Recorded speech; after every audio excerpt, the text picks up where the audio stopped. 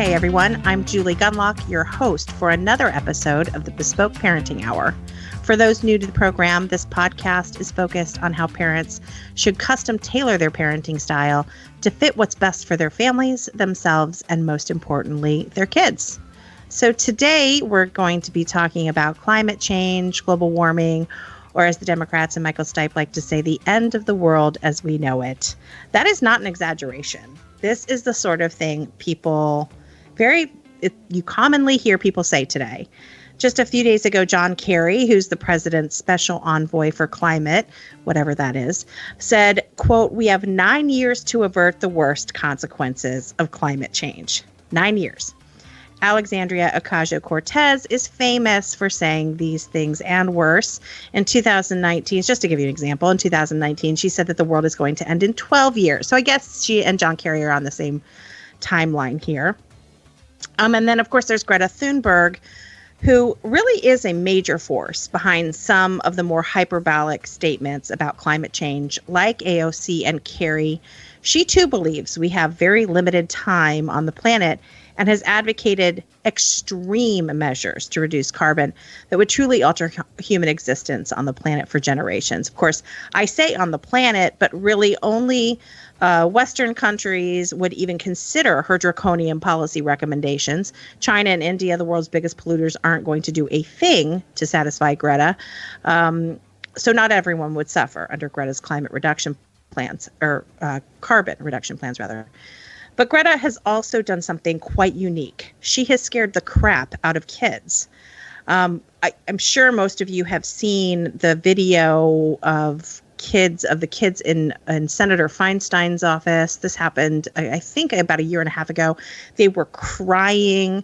They were telling Senator Feinstein that she needs to do what they say, children say. She gave them quite a talking to. She said, I've been at this job for many years, and your children.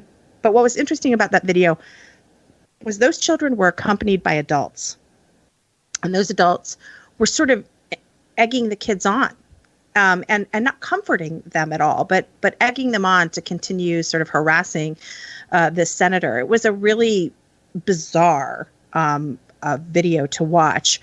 And it's not just that. You see kids parroting what they hear in these doomsday scenarios all the time. And the reason and the reason these kids are so upset is because they believe they will not live to adulthood. Recent polling has even showed some young adults have said they're not going to have kids because of climate change. And I think it's fair to say that the increasing rates of depression and anxiety among kids, very young kids, can at least to some degree be attributed to the constant doom and gloom kids hear, and this narrative that we're all going to die in a very short amount of time. That is traumatizing.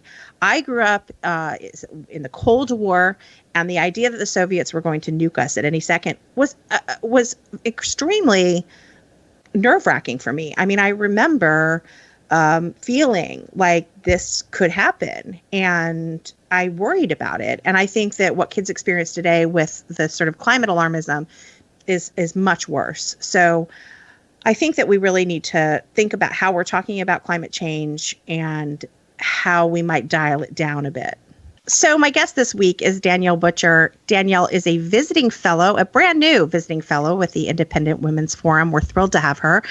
She's also the executive vice president of the American Conservation Coalition, which is a really exciting organization, and I hope she talks about that a bit. And she's also on the advisory board of the British Conservation Alliance, where she merges her love of leadership with her passions for free market capitalism and the environment. In 2020, she was named to the Forbes 30 Under 30 list. Danielle has spoken at several prominent conservative events, including CPAC. She's appeared as a guest on Fox News Radio and NPR, and she's had her work featured in publications such as The Hill, The Washington Examiner, National Review, and more. So welcome, Danielle. I'm glad you could come on. Thank you so much for having me, Julie. It's great to be here. So honestly, I was sort of preparing for this, and there are so many things to talk about. I have a million questions, but I won't ask all of them. But I'd really first like to hear a bit about the American Conservative Coalition. I think it is such an exciting organization, and it's doing so much to bring conservatives into the environmental movement. And to be honest with you, that is, I'm a Gen Xer, and I feel like conservatives, environmental movement, what? That doesn't make sense. But you're really making it make sense. The ACC is making it make sense. So explain to the listeners what it is. Yes, I would be happy to. So our organization was actually founded because of that assumption that you just voiced, that conservatives and environmentalism don't go together and it doesn't make a lot of sense. And so we were founded by a group of young conservative activists, and we were the type of students who were out door knocking on Saturdays and phone banking and going to CPAC on spring break. And through our activism, we would find time and time again that when talking to our peers and talking to other young people, we would hear them say things like, I vote Democrat because of climate change, or I'm a conservative except on the environment. And so we realized that two things were true. Number one, the right did not have a clear message on environmental issues, and it was pushing young people away. And number two, we realized that even though the left was talking about these issues and did have the Green New Deal and other solutions, they didn't necessarily represent young people either. And so, it's not a secret that the current mainstream environmental movement is very negative, very fear-based.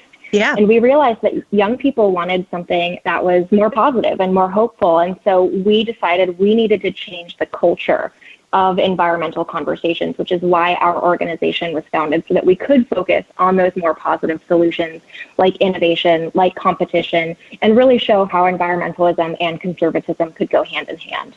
One of the reasons I'm so excited about ACC is I feel like it's almost, I know this sounds weird, but I feel like it's almost, there's always safety in numbers. And I feel like having an organization like yours and it's filled with, you guys are very happy warriors, you're cheerful, you don't have a negative sort of message. It gives someone a place to go who has those sort of, it still is that coalition. I don't think so anymore. Like not as much anymore, but at least, even a decade ago, I think the to be, pro-environmental conservative was a bit of a strange combination. And so I think one thing that's nice is that there's an actual organization. There might have been individuals that sort of voiced this, but have an actual organization voicing it is I think it's really necessary. And I think it can also, when you were an environmentalist and you might have more conservative thoughts, you might think, I have no option but to leave the conservative movement. I have no option but to be a Democrat. And so one thing that I think is really exciting about ACC is that it says, wait, there's a home and there's a movement and there are people who think just like you. I think that's really important for the conservative movement.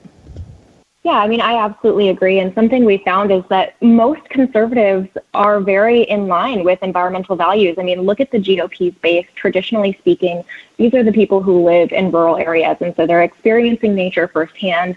They work in agricultural communities or in traditional energy sectors. Our base has a very important and historic connection to nature. And of course, we want clean air, clean water. And so this assumption that's been the narrative for so long that conservatives can't or don't care about the environment just couldn't be further from the truth.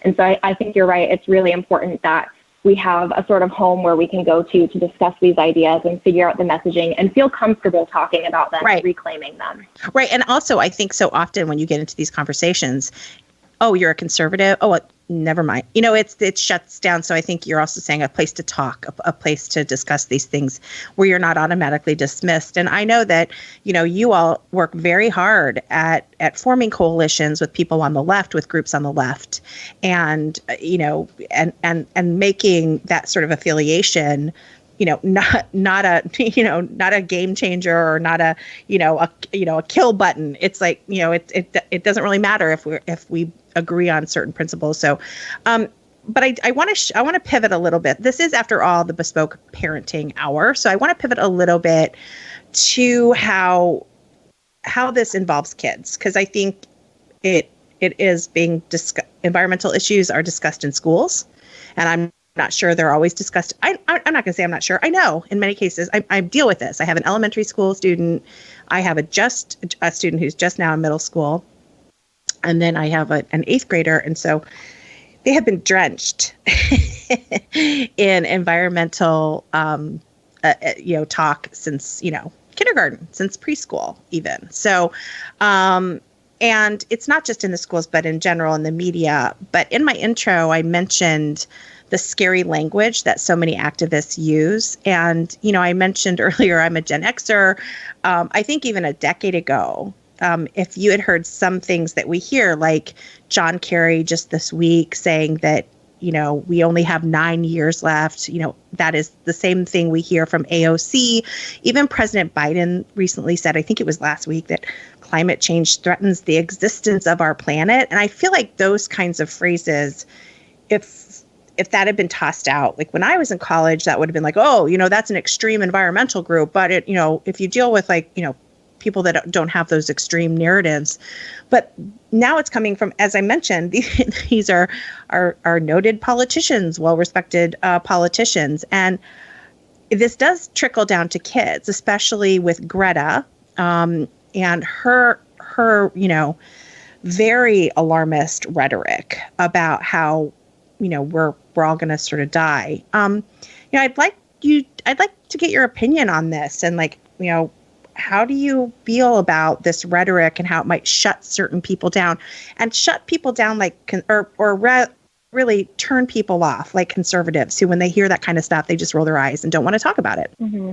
Well, I think for kids, it's really sad, right? I mean, when I was a little kid, what I wanted to do was go and play outside and build forts in the woods and, have that kind of innocence of childhood. And sure, I heard about environmental issues and we talked about recycling in school, but the way that has advanced over the last decade or so is just so extreme. And I think Greta is a perfect example of that. If you're familiar with her story, she became an activist because she was so worried about climate change that she couldn't eat and she couldn't sleep and she became so depressed. And so while it's admirable that she has taken action and kind of channeled her passion into her activism, it's also really scary that no one in her life was able to talk to her in a way that provided her with relief and made her feel better, because the fact of the matter is climate change is a problem, yes, but we have solutions and it's not the end of the world and we don't have to be afraid of it. Yeah, I think parenting is a really important thing. And this is, when I talk about Bespoke, what I cannot stand is telling people how to parent. Do it the best way that's best for you, best for your kids. Okay. So I don't want to fall into this trap of saying that you shouldn't do this. But the Washington Post published this long form article last year on the topic of kids and anxiety. But it wasn't just kids and anxiety. It was kids and anxiety due to climate alarmism. And it's I'm sure you read it. It was a very upsetting article about how these kids, they don't know how to deal with it. But this was sort of, in terms of bearing the lead, it was sort of interesting how the writer would talk about some of these kids' parents. And I remember one part of this article, it talked about how they were sort of highlighting this family and they were going through day-to-day things about this family. And at one point, the writer mentions that the parents and the children will cry over nature documentaries. And it said about the destruction of the coral reefs and how they seek out coverage of Greta and try to, but it was the parents as well as the children that had this deep anxiety, and the parents were doing nothing to shield their kids. But one thing I also find really interesting is you just mentioned solutions. There's never, first of all, there's never talk of good news, right? There's never hey, guys, when I was in the 1970s, when I was a kid, in the 1980s, when I was a kid, water was in, worse shape than it is today, or the air wasn't as clean. There's never a mention of any good news. But they also, it's the seeking out of the alarmist rhetoric to show their kids. And again, I'm not here to tell you how to parent, but that seems like that's probably not the best way to deal with these issues with kids, to tell them the scare, to seek out the scariest messengers on this stuff. What is a better way to approach this with a child? Mm-hmm. Well, I think that, first of all, kids are really excited by nature and they're really excited by cool technology. Name a kid today that's not just fascinated by Elon Musk and Tesla, right? That is a cool company and kids love that. And those are the types of success stories that we can be talking about, because that's a part of the solution, that story of innovation and entrepreneurship and creating the like clean energy of the future and the technology of the future, those are things that can be very positive conversations, but still very realistic conversations. And I think that your point about burying the good news is also very important. I think the environmental movement today has a tendency to take things that are good news or that should be good news and to still find a way to make them negative. And I guess the example that I would give is the endangered species list. So, for example, if there is an animal on the endangered species list and it gets delisted, that is a good thing. That means that that animal's population has recovered and it's no longer endangered.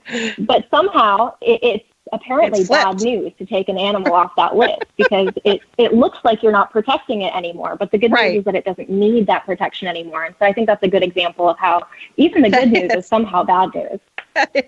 There's an addiction to alarmism in this country. It is panic porn, whatever you want to call it. This is a family show. I guess I shouldn't say panic porn, but you get my point. It's there is an addiction to bad news, right? And we know how the media works. We know how the media works. You think people are really going to click on a happy story about something being taken off the endangered species list? It works better if you can reverse that narrative. And it's so funny. I just have to share with you that, every time. So we live, obviously I live outside of Washington, D.C. You live in Texas, right? Yes, that is correct. I'm in Dallas, Texas. Yeah. So I do want to touch on the blackouts, and I hope, are you warm and are you okay right now? I know it's over, but I do want to touch on that. But we live in the D.C. area, and, the D.C. area has American eagles. Well, when I'm not going to totally reveal my exact age, but let's just say when I was very little, like in, elementary school or preschool, the bald eagle, did I say American eagle, like the retailer? Anyway, bald eagles were on the endangered species list. Okay. And of course we heard about the eggs and we heard about, DDT, and we heard all about that. And, so to this day, when my husband and I see a bald eagle, we act crazy. We jump up and down, we point, we go crazy. We we are so excited to see an American, a bald eagle. Whereas they're quite common, especially in the Mississippi area, Mississippi River. And so I grew up in the Midwest. And so we started to see them so our children think we're insane because, they don't talk about the bald eagles like they did, but that's a perfect example of something it's a wonderful success story of an animal coming back from the brink of extinction. And, you think about when I was little, it was presented as, the bald eagle is in some trouble, but it's been put on this list, and there's lots of work. We're doing lots of work to bring their numbers back, and now they are. And I just wonder how that story would be presented today, because going back to the schools, my kids constantly come home with stuff that I question, and I have to course correct. And I'm wondering if you could give some advice on the school front. So if your children come home and they're hearing stuff that's very doomsday-ish, and I know this is you're going to think I'm asking for the same answer that you just said, but, I'm asking specifically, what's the best way to approach teachers to talk to them? Is there information? Like, what would you suggest? Giving them information, asking them to consider a happy story or a good news story, or talking about innovation? What's the best way that parents can kind of, approach their teachers if the teacher is doing this sort of Greta doom and gloom thing? Yeah, I think that's such a tough question because obviously parents all have different relationships with their students' teachers. But I think that, supplementing what they are teaching is probably the best way to go about that. And so if a teacher is including things in their lesson plan that is upsetting to your kids, they need to know that. Their teachers need to know that this is upsetting to your children, and being able to provide resources to them that don't contradict what it is that they've been teaching, but maybe provide the brighter side, I think is probably the most productive way to go about that. So if they're teaching something about climate change and your kids come home scared, have that conversation with their teacher about how they can also talk about the solutions and maybe give their students a little bit of hope. One thing that happened to my son in school, and I've been covering the agriculture sector for a lot of years and trying to reassure people about innovations in that sector. So whether it's GMOs or smart technology that can guide tractors, or drones that help track, help harvest the crops, and also pesticides, and how they've gotten really smarter with the use of agrochemicals. And he came home one day, and the teacher had told the whole class that all pesticides are toxic and hurt the land and hurt the plants and hurt the humans, and they should never be used. And I was very upset because this was a science teacher, and here I am. I feel like I've been working for years to try to reassure people that proper use of pesticides that are tested can be used effectively, and can actually help a farmer use less land, get more yield off that land that he is using. And I went and talked to the teacher, and she was so nice. It really shocked me. And she said, I did say that, and you're right that that's not right. And she let my son do a little presentation in class about why, certainly we don't want to overuse them. And certainly it would be great if we could find technologies where we don't have to use agrochemicals, but they're useful right now. And he did a little presentation. So it was a great opportunity for him to learn, or for him to actually present basically what he's heard his mom complaining about at the dining room table every night. But it was a great learning opportunity. I think the most important thing is that people do approach teachers. I think there's a hesitancy maybe on, and also when it's something like environmental issues where people feel like it's controversial or that you can't push back, you would be accused of being called a climate denier or something. So I think really encouraging people to do that is important. So I want to talk a little bit about something that ACC and you've talked about as well, is nuclear power. I know that you're not only, you talk about the benefits of nuclear power and as one of the solutions for climate change, but you're also, ACC is a great debunker of the myths of nuclear power. So what would you suggest people, and what resources would you suggest that parents have, not just nuclear, but, some of these solutions? It's again, talking about trying to be more positive, trying to talk to them about how innovations can solve these issues, not necessarily government intervention.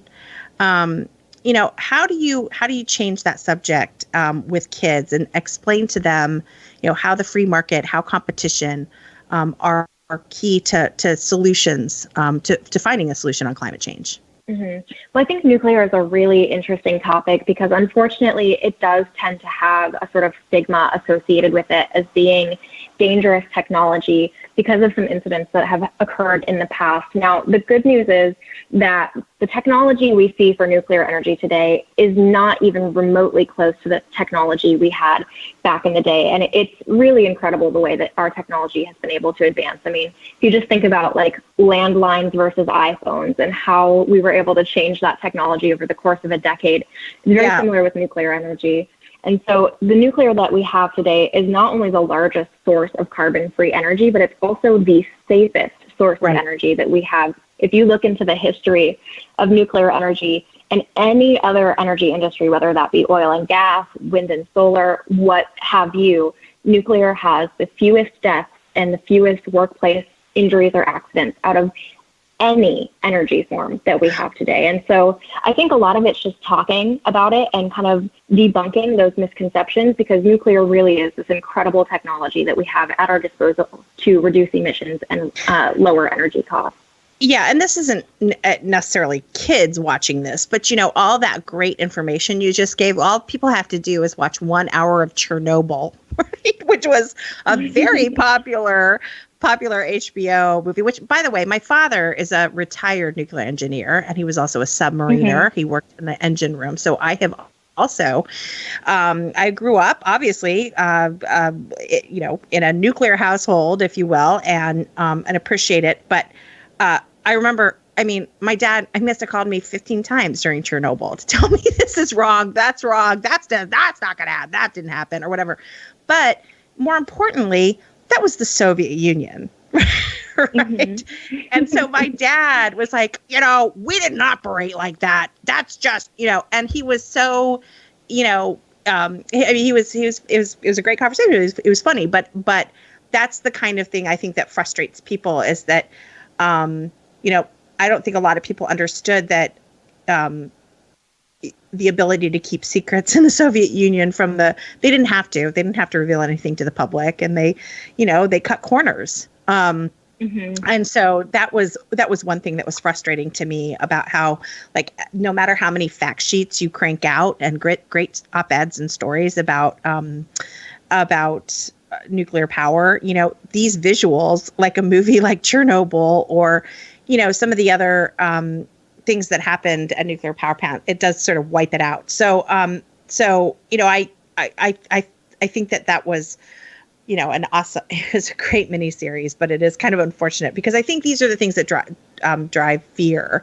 And that's another thing, I think it's very hard to compete, no matter what the issue, not necessarily on nuclear, but on climate. It is very hard also to combat, what's out there in Hollywood, and, very famous people with a megaphone sort of parroting what they hear, this sort of scary messages. So it is difficult, but, I think like what you said, just continuing to talk about it, continuing to give people information is the only way forward. Oh, I want to close on, asking you sort of where, like, on trends and where are we going? There was a poll out I think it was last year. No, I think it was earlier this year that said, young people, these are, Gen X, Gen Z, saying that they're actually not going to have families. They're not going to have kids because they are so worried about the climate and they're so worried about these sort of doomsday predictions. And I find that tragic. I find that absolutely so sad that people really don't think there's a future. It reminds me a little bit, frankly, of the Cold War, when people were like, it's not safe to bring families and children into this. My mom talks about that, how people, thought back then that, hey, we're about to get nuked by the Russians. Like, maybe it's not safe to bring children into this. So I see kind of similarities in that. But going forward, do you think that people are going to continue to feel like the world's going to end? Are people going to, when AOC spouts off like that, or John Kerry says something like that, this extreme hyperbole, are people going to roll their eyes, or is this still generating fear? I mean, there is a saturation point, so I'm wondering, have we met that, or where are we? Mm-hmm. I mean, I have to say, I agree with you. And I think it's so sad that we're kind of approaching this issue with a defeatist attitude. And people who are truly passionate about this and who are seeking solutions should have enough faith in their solutions that we can be bringing the next generation here, and we can be fighting for them to have a cleaner future and to have a better future. And so I think that, unfortunately, it's the mainstream narrative now that it's unsafe to bring children into this world, but I think that we're going to break past that at some point, because you can't move forward without some sort of hope. And what better hope is there than making the world a better place for the next generation? I think one thing that's a positive, and I hope, your ACC's message and your message has always been, the human mind is our greatest, weapon against climate change. I don't mean to put words in your mouth. I assume that I've sort of heard, I'm just generalizing here, but you guys really believe in innovation and creativity and what the human mind can do, sort of this concept of human progress, marching forward, and it bends to the good, and we are constantly finding new innovative technologies that can help improve the world. I hope, with the rapid development of the COVID-19 vaccine, I hope there is I hope people are able to make that connection and say, goodness gracious, we had a horrible a pandemic on our hands, and in less than a year, we had, 6 months later, we had a vaccine, and that is amazing. I feel like there's not enough understanding of how quickly that vaccine was developed, and enough I should say, I don't think people appreciate enough how quickly that, it just was historical. And I think the same thing with climate change. I think that, we have people working every day to make changes, but that are not so disruptive that we plunge everybody into poverty, or we take away millions of jobs, or make food so incredibly expensive that people starve. I hope people are making, I don't know if they are, but do you think this COVID thing has sort of made people realize that, sort of for lack of a better phrase, but like, we can do this. Mm-hmm. I think we have to approach it with the mindset of we can solve problems. And I think that, the COVID vaccine is a beautiful example of how we can do that so quickly, and actually how oftentimes government impedes our ability to do so. I mean, with the vaccine, we saw government kind of peeling back some of that red tape to allow the market to develop a vaccine faster. And I think that the same can be said for climate change. Oftentimes we stand in our own way. And this is exactly why conservatives should be talking about these issues, because markets and our values, our principles can get us there so much faster. Right, exactly. Listen, Danielle, tell us how we can find you, how we can find ACC, and any other projects or things that you want to promote. Absolutely. You can find ACC online at www.acc.eco. That's .eco. And you can find us on Twitter at ACC_national. You can also find me on Twitter at Danny S. Butcher. Well, Danny, I should have been calling you Danny the whole time. It's funny because we've communicated through email, but we've never actually met because it's coronavirus, the age of coronavirus. And we, maybe soon we will meet face to face, but it has been great chatting with you. And I really appreciate the work that you're doing. And I think that if your way of approaching things, ACC's way of approaching things, and better coalitions of conservatives and people who are truly concerned about the environment. I think if those relationships were strengthened, I think we really would come up with some better solutions. So thanks again for joining us and telling us all the great work you're doing. Awesome. Thanks so much for having me, Julie. Thanks everyone for being here for another episode of the Bespoke Parenting Hour. If you enjoyed this episode or like the podcast in general, please leave a rating or review on iTunes. This helps ensure that the podcast reaches as many listeners as possible. If you haven't subscribed to the Bespoke Parenting Hour on iTunes, Spotify, Google Play, or wherever you get your podcasts, please do so you won't miss an episode. Don't forget to share this episode and let your friends know that they can get Bespoke episodes on their favorite podcast app. From all of us here at the Independent Women's Forum, thanks for listening.